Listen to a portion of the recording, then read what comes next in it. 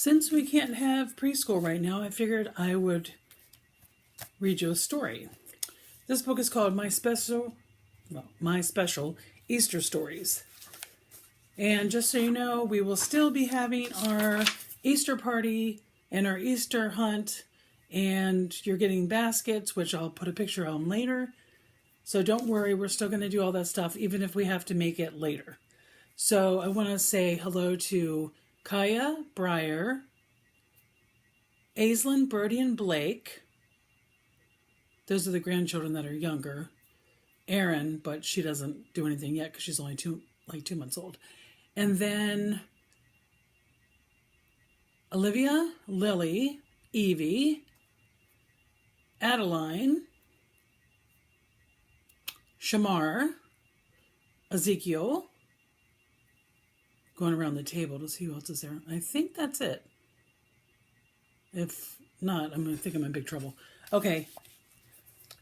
This book says, "I'm cold," said Thomas as the night breeze blew across his wet arms. "Me too," said Nathaniel, and he shivered in the creaky boat. "I'm hungry," said James as he watched the water in their empty fishing net.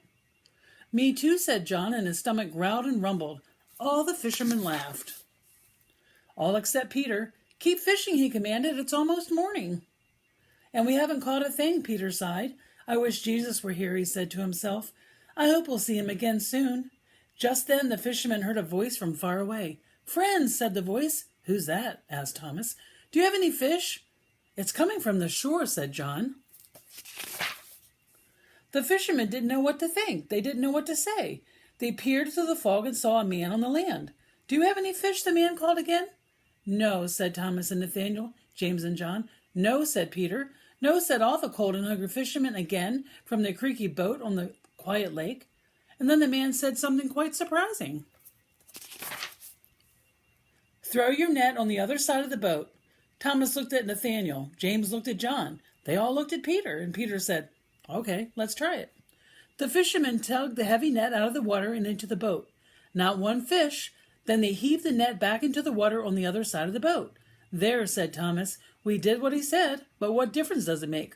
We'll never catch any fish tonight." And then it happened. What do you think is getting ready to happen? Fish! The net was full of fish, swimming, flipping, flopping fish. The net bulged and it almost broke. The men could not haul it back to the boat, it was so heavy. John stared at the water at the man still watching from the shore. "It's Jesus," he said. "It's Jesus. Jesus is the one who told us where to fish." Wow, that's a lot of fish. It looks like it's going to make the boat sink, doesn't it? "I want to see him," said Peter. Peter dove into the lake. Plop, kerplop. "Before Jesus died, he told us he would meet us," he remembered as he swam. "Left arm, right arm. Jesus told us he would live forever. Kick hard, hurry, hurry. Jesus died once, but he's never going to die again." Peter smiled as he sloshed out of the water and onto the shore. There was Jesus, cooking fish over a small fire. Soon the other fishermen brought the boat to land, dragging their net full of fish. "Come and have breakfast with me," Jesus said. Jesus gave them bread and fish to eat. "Thank you, God, for our food," he said. "Thank you for my fishermen friends. Thank you for loving us." Now Thomas and Nathaniel were warm, sitting by the fire Jesus made, and James and John were full, eating the tasty breakfast that Jesus cooked. And Peter sat on the seashore and munched his breakfast and talked with Jesus all morning long. He couldn't have been happier. So this is day 1 of the story, so there's 5 stories in the book, so we can just get ready for Easter.